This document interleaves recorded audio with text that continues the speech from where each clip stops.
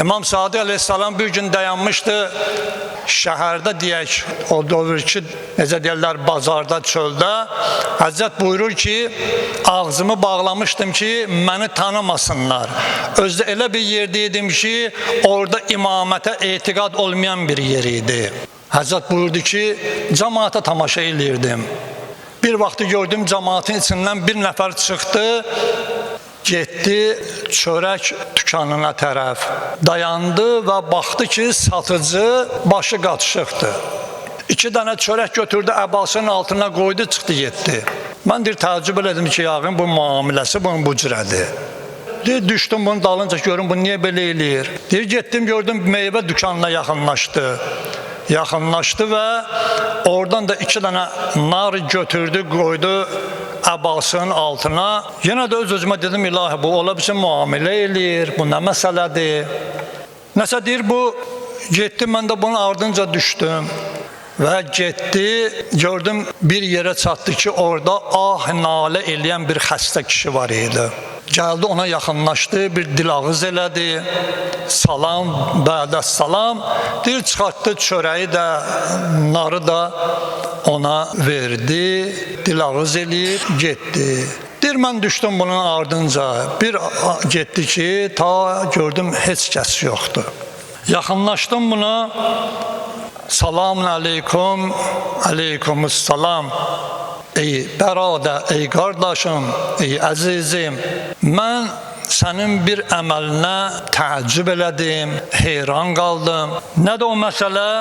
Həzrət buyurdu ki, görürəm ki, sən gedirsən, bu işləri görürsən, təzdən aparırsan, xəstəyə bunu verirsən. Bu hansı İslamdır ki, necə deyərlər, oğurluq eləyib, xəstəyə gəlib yedizdirirsən? Həmin adam deyir, mənə qayəti sən kimsən belə?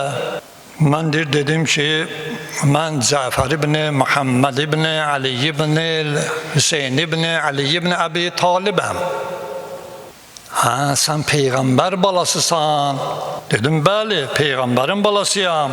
Peyğəmbər əhl-i beytinin balasıyam. Mənə dedi, əcdadınızın və babalarınızın elmindən xəbəriniz olmadığı halda bu şərəfli işin sizə nə faydası var?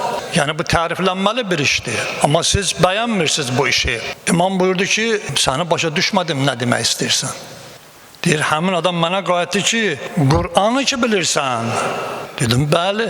Dedi, Qur'anda bu ayəni oxumamısan məgər? Ən'am surəsinin 160-cı ayəsində Qur'an-ı Kərimdə belə bir ayə var. Allah Teala buyurur ki, hər kəs bir həsənə iş görsə, bir gözəl iş görsə, bir ehsan eləsə, mən onun gördüyü işi 10 dəfə, 10 misli ona qaytarıb verərəm, 10 dəfə artıraram.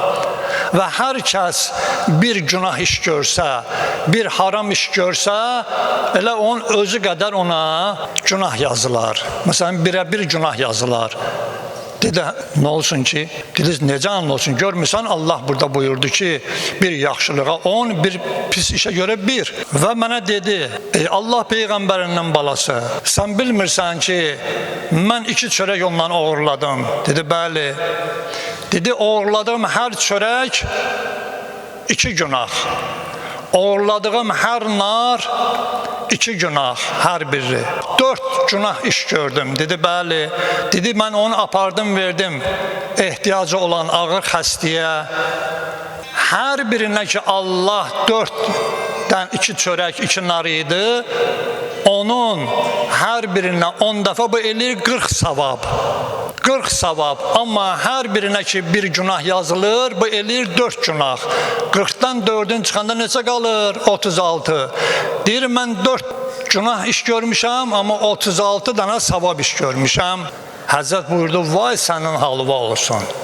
Belə təfsir harada yazılıbdır? Sən məgər Qur'anda oxumamısan ki, İnnəmə yətəqabbalullah minəl muttəqin. Sən Qur'anda oxumamısan ki, Allah qəbul eləyir hər bir şeyi kimdən?